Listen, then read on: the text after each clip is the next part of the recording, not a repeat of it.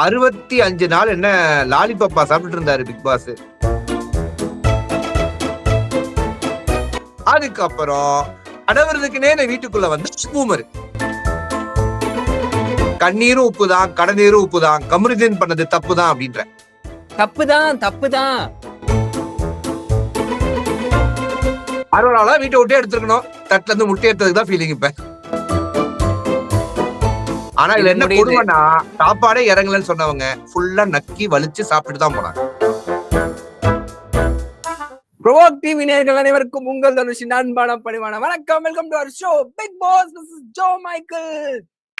How was the day of the Big Boss of the House of the season 9 of the day 65 today? அதாவது பால்காரன் வரல, சரி. Omelette போடுறதுக்கு முட்டை இல்ல production டீமுக்கு, சரி.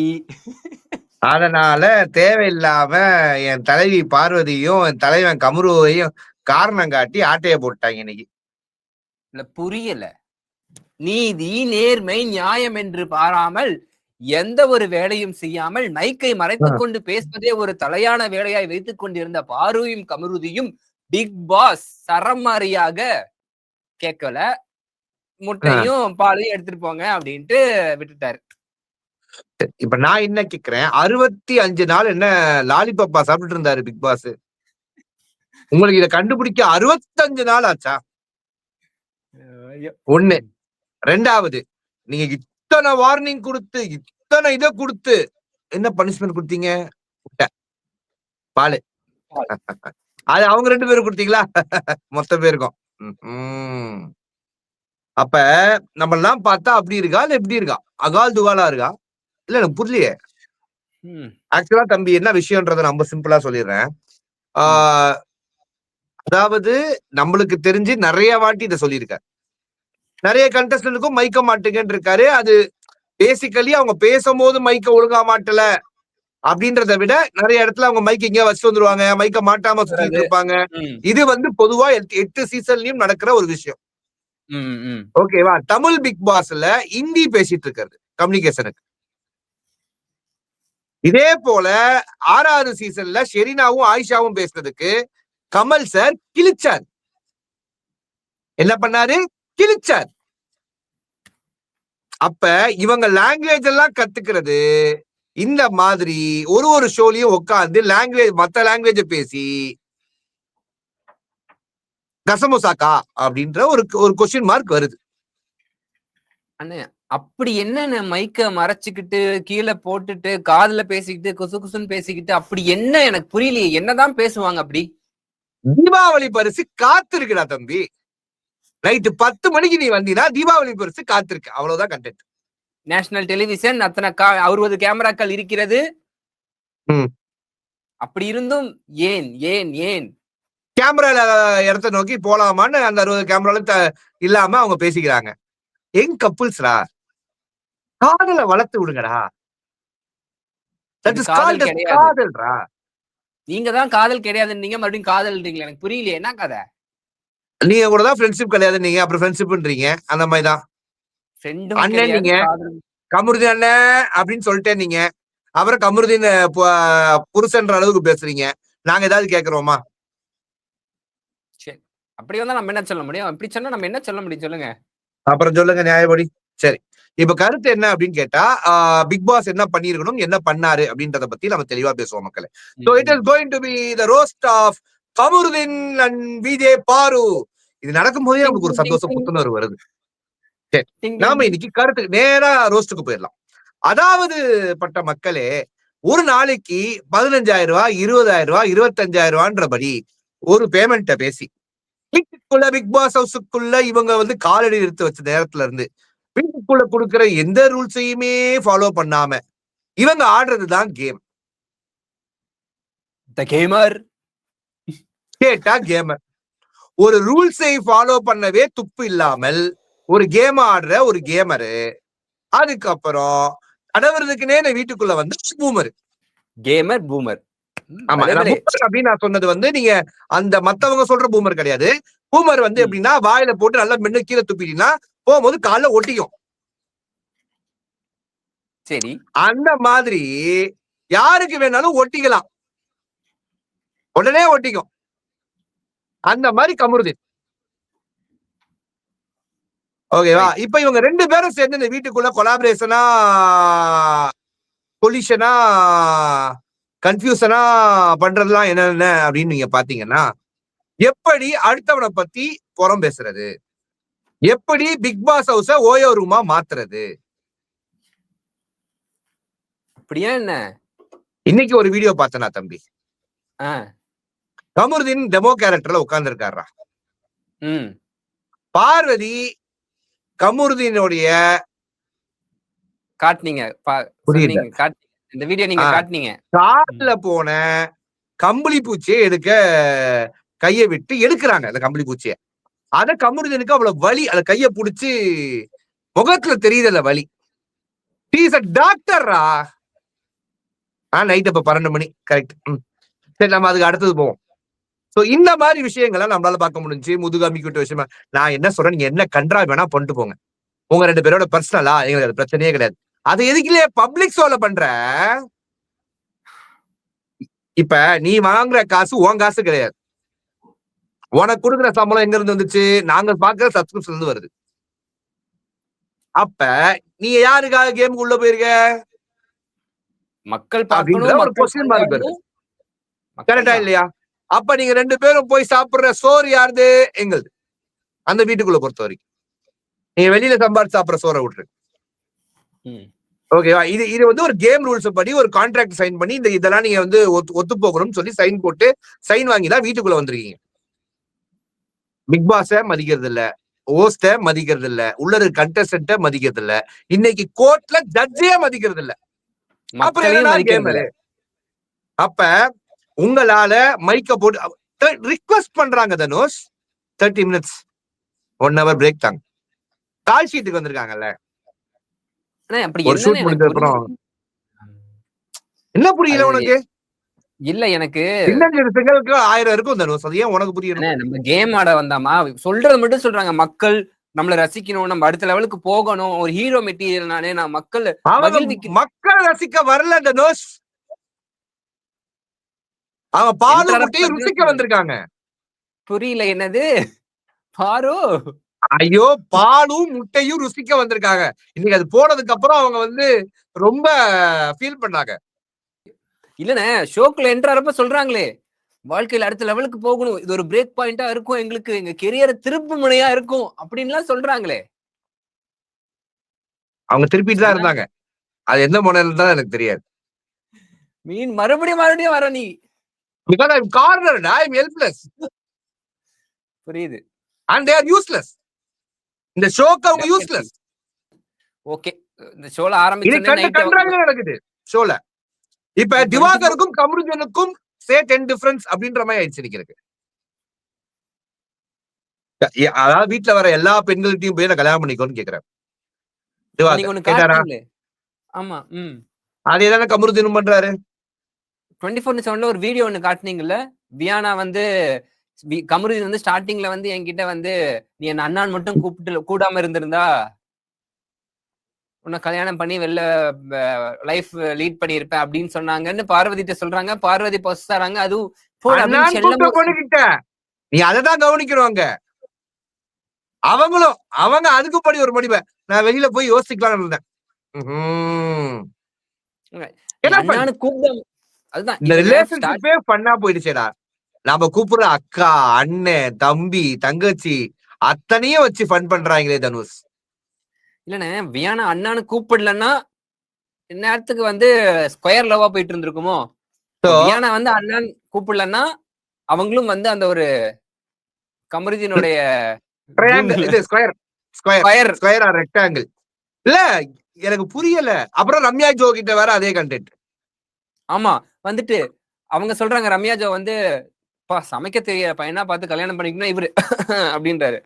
பிச்சு போடுவேன் கமருதீன் கையில என்ன இருக்குன்னு பார்த்தல அப்படின்றாரு.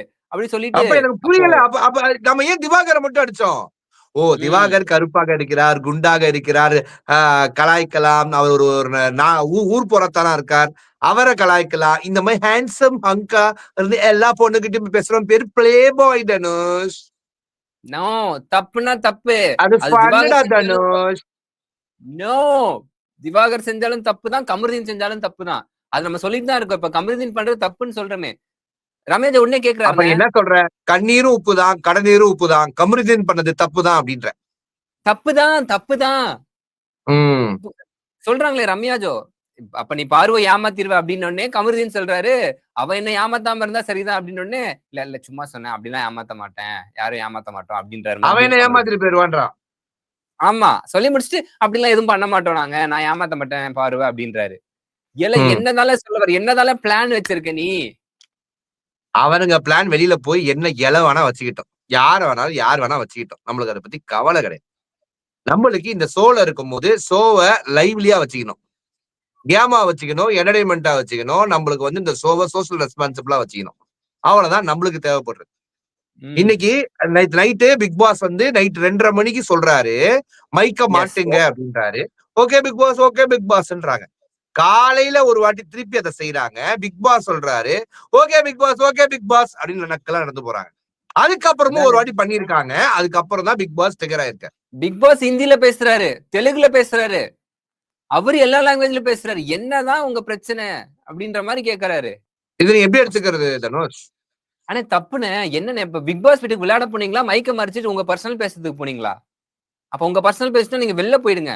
அப்படிதானே இருக்கு. அப்ப நான் என்ன சொல்றேன், இந்த மாதிரி கேம் ரூல்ஸ ஃபாலோ பண்ணாம வர்றவங்க 5வது நாள் பண்ணாலும் சரி, 50வது நாள் பண்ணாலும் சரி, 100வது நாள்ல பண்ணாலும் சரி, உங்க 100 நாள் சம்பளம் வராதுன்னு சொல்லி பாருங்க. சிச்சு அதான் எதுக்கு முட்டையும் வேற என்ன தக்காளி வெங்காயம் எல்லாம் எடுத்து தூச்சிக்கிறீங்களா பிக் பாஸ்? திருப்பி அவங்க பண்ண ஆப்பிள் எடுத்து வச்சுப்பாங்கடா. பண்ணாங்க, மறுபடியும் பண்ணாங்க. அத அந்த வீடியோவே, ஆமா அந்த வீடியோவும் நான் வந்து ஆஃப்டர் த இது முட்டையெல்லாம் எடுத்ததுக்கு அப்புறம் பண்ணாங்க. அப்ப கமருதீன் என்ன பண்ணுவார் தெரியுமா? அங்கே பார் அப்படின்னுவார். உடனே உடனே நம்ம கமருதீன் ஃபேன்ஸ், பாத்தீங்களா என் கமருதீன், பாத்தீங்களா பிக் பாஸ் சொன்னே திருந்திட்டார். ஆக்சுவலான இத ஃபர்ஸ்ட் இனிஷியேட் பண்றது பாரு தான். மைக் எடுக்க இல்ல இல்ல, சொல்றதும் பேச அது சொல்றதும். மைக், அது பாரு தான் 100%. அதுல மாற்று கருத்தே இல்ல. பாரு யாரு கூட சேர்ந்தாலும் அவன் விளங்க மாட்டான்ற மாதிரி இந்த கேம் பொறுத்த வரைக்கும் கொண்டு போயிட்டாங்க. சரியா?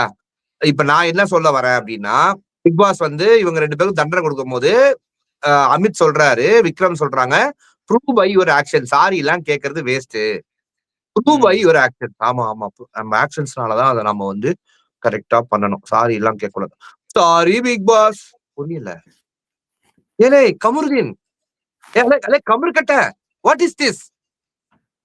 மரக்கட்ட மாதிரி பிஹேவ் பண்றீங்க. அங்க ஒரு ஃபார்முலா இருக்குல்ல, sorry boss, please boss, please 2 boss. பேர் பிக் பாஸ் உள்ள போய் பேசுறாங்க, அங்கேயே அடி விழுவுது. கன்ஃபெஷன் ரூம்ல தட்டுல வச்சிருந்த முட்டையை எடுத்துட்டாங்கடா. அரோராலாம் கதறாங்க, பாஸ் ப்ளீஸ் தட்டுல இருந்து முட்டையை எடுக்காதீங்க அப்படின்றாங்க அரோராலாம். அரோராலாம் வீட்டை விட்டே எடுத்துருக்கணும், தட்டுல இருந்து முட்டை எடுத்ததுக்கு தான் ஃபீலிங் இப்ப. ஆனா 24/7ல அதுக்கப்புறமும் நிறைய கிளிப்ஸ் பார்வதி வந்து அப்படியே சோகத்துல இருக்க மாதிரியும் நீங்க வீடியோஸ் காட்டுனீங்களே, அமித் மாசுன அமித் போயிட்டு சாப்பிட்டுக்கிட்டு இருக்காங்க. எனக்கு ஃபுல் சாட்டிஸ்பாக்சன், ஃபுல் ட்ரோல் எங்க தல அமித் தான். அமித்துக்கு தான் இனிமே ஓட்டே அப்படின்ற அளவுக்கு அமித் வந்து பார்வதி வந்து உட்காந்துருக்காங்க அமித் கூட சாப்பிடுறாங்க 24 ஹவர்ஸ்ல. சாப்பிடும் போது இதை நினைச்சு என்னால சாப்பிடவே முடியல, ஒரு மாதிரி இருக்கு.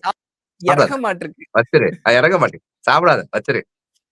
ஐயோ அவசரப்பட்டு பொசுக்கு எப்படி சொல்லிட்டாப்ல, ஐயோ ஐயோ இப்ப எப்படி சாப்பிடுறது தெரியலையே அப்படின்ற மாதிரி இதெல்லாம் பேசி முடிச்சுட்டு அவங்க சாப்பிட்டு இருக்காங்க, அள்ளி போட்டு சாப்பிட்டு இருக்காங்க.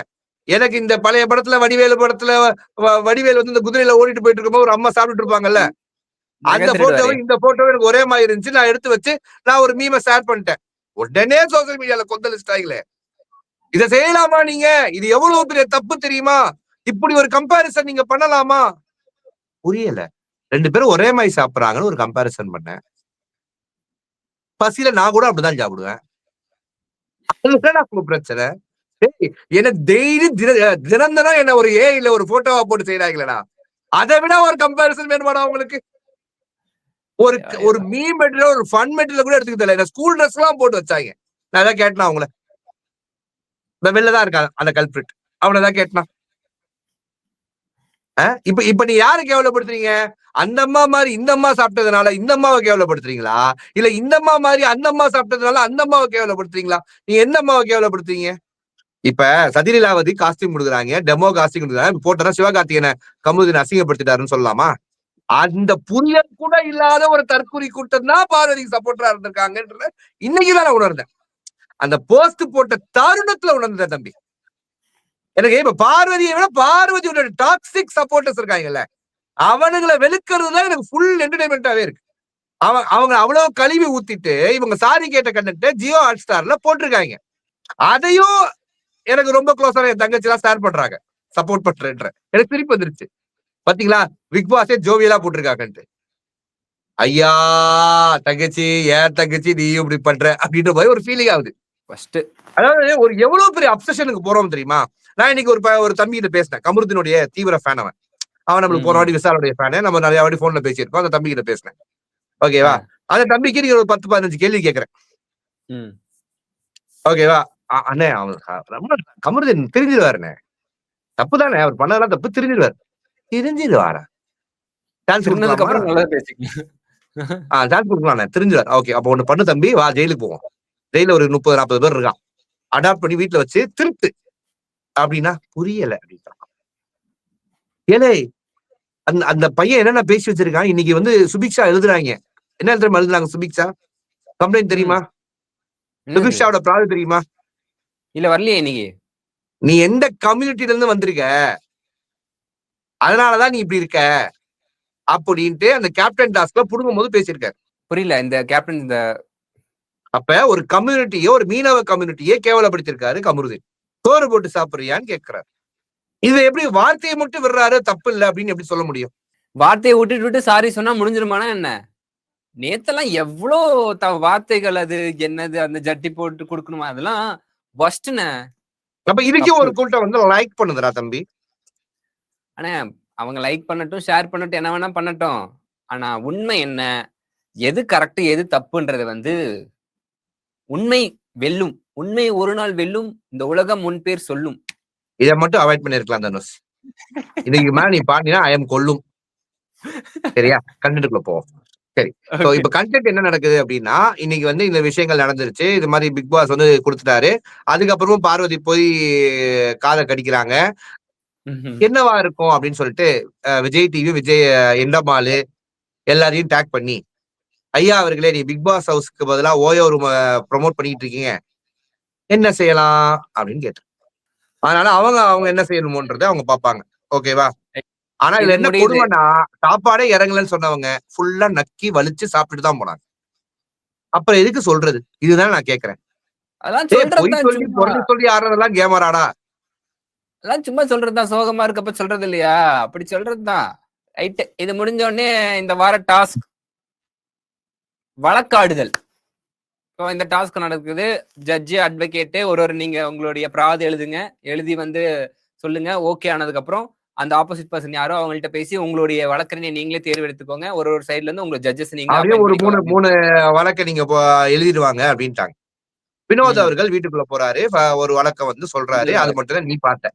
24/7ல அவர் ஒரு வழக்க பதிவு பண்ணார். அருமையா பண்ணார். இந்திய தொலைக்காட்சியில் முதல் முறையாக ஒரு வழக்க பதிவு பண்ணார். என்னது? அதாவது கமருதீனும் பார்வதி அவர்களும் மைக்க கழட்டி பேசுனதுக்கு அவங்கள பனிஷ் பண்ணாம எங்க எல்லாருடைய முட்டையும் பாலையும் எடுத்த பிக் பாஸ் மீது வழக்கு. கரெக்ட் தானே?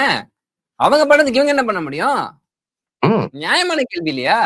கரெக்டான கேள்வி, நியாயமான கேள்வி. வாட் ஐக்கியம். கரெக்ட் தானே? அது பிக் பாஸ் என்ன தெரியுமா சொன்னாரு?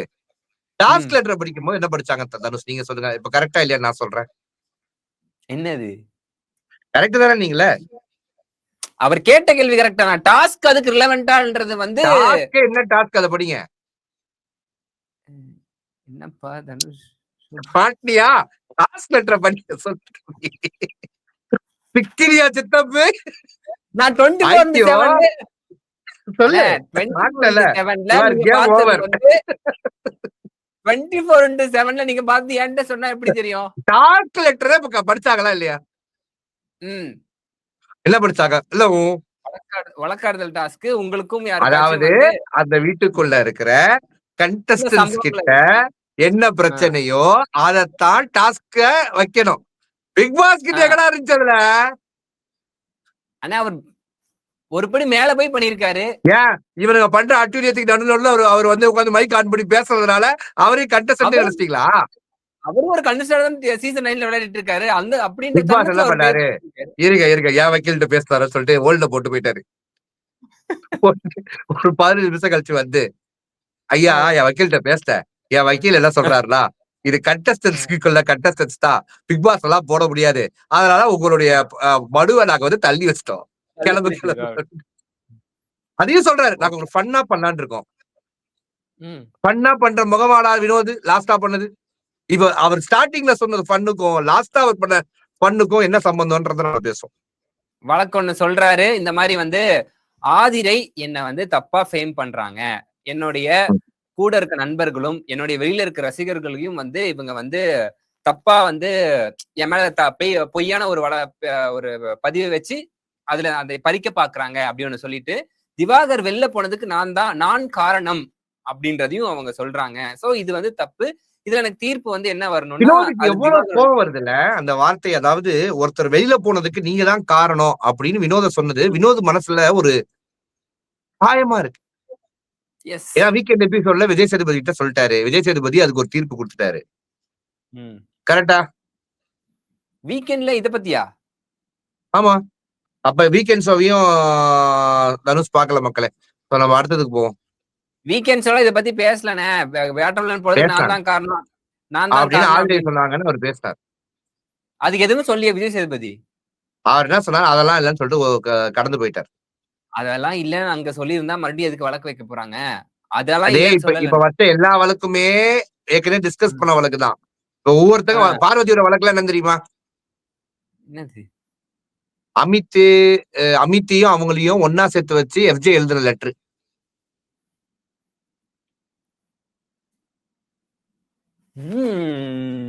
கனி அவர்கள் ஜட்ஜா இருக்கும் போது அவங்க கண்ணுல அடிபட்ட தருணத்துல கனி அவர்கள் ஒழுங்கான ஜட்ஜா இல்லாத காரணம். இது எல்லாமே தான் விஜய் சேதுபதி பேசினாரு. அப்புறம் இப்ப கண்டென்ட் என்னன்னா வினோத் வந்து ஆதிரையை வைக்கிறாருன்னு வச்சுக்கோ. சரிப்பா, ஆதிரை சொன்னது தப்புப்பா, அதுல மாற்று கருத்தே இல்லப்பா. அப்ப கமருதீன் அரோராவை துஷார வெளில போனதுக்கு நீதான் காரணம் சொல்லும் போது பக்கத்துல என் குத்துக்கலாட்டம் இருந்தாரு. யாரு? வினோத் தானே. வினோத் அது எப்படி கரெக்டா இருக்கும்? கானா வினோத்துக்கு இவ்வளவு சப்போர்ட்டர்ஸ் இருக்கீங்க. ஓகே ரைட்டு சந்தோஷம். அது எப்படி கரெக்டா இருக்கும்? டபுள் ஸ்டாண்டர்டா இருக்காது. இன்னைக்கு வினோத் அவருடைய டபுள் ஸ்டாண்டர்ட்ஸ் நிறைய இடத்துல நம்மளுக்கு தெரிய வந்துச்சு. இன்னைக்கு 1 hour எபிசோட்லயே நிறைய தெரிய வந்துச்சு. அதை பத்தி நம்ம டிஸ்கஸ் பண்ணுவோம். விக்ரம் வந்து அவர் ஒண்ணு சொல்லிட்டாரு. என்ன வந்து நீங்க வையாபதின்னு கூப்பிடுங்க ப்ளீஸ். இந்த கேரக்டர் வந்து வையாபதி அப்படின்னு ஒரு கேரக்டர் அவர் எடுத்துக்கிட்டாரு. கானாவனை தவிர வக்கீலா போட்டாங்க. அதுக்கப்புறம் மாதிரி பாத்தீங்கன்னா அரோரா வக்கீலா போறாங்க. இதுல அமித்தும் ஒரு லாயரா ப்ரொஃபஷனலாவே அண்ட் இவரும் ஒரு லாயரா, விக்ரமும் ஒரு லாயரா ப்ரொஃபஷனலா. அப்படியா? இன்று உங்களிடம் விடைபெறுகிறோம். ப்ரோப் டிவி வழங்கும் பிக் பாஸ் ஜோ மைக்கேல். நான் உங்க ஜோ மைக்கேல் மற்றும் விஜய் தனுஷ் இன்றிலிருந்து சைனிங் ஆஃப் பண்ணிக்கிறோம்.